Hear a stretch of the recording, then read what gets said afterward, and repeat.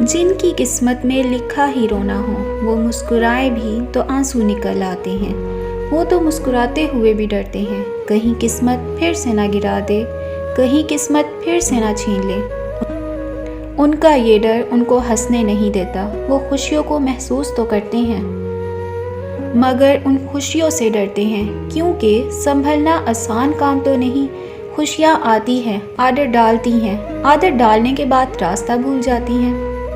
खुशियाँ आती है, आदत डालती है, आदत डालने के बाद रास्ता भूल जाती हैं। फिर से वापस उसी जगह पर आना जहाँ से खुद को समेटा था, वो वक्त याद आता है फिर। जब रात गुजरी थी सिसकियों में, जब तकिए भीगे थे आंसू से, जब कोई ना था संभालने वाला, खुद को खुद ही संभाला था। बस फिर से उस वक्त में जाने से, उस दर्द भरी रात से डर लगता है, कहीं वो फिर से ना आ जाए, कहीं फिर से ना खुशियाँ रूठ जाए।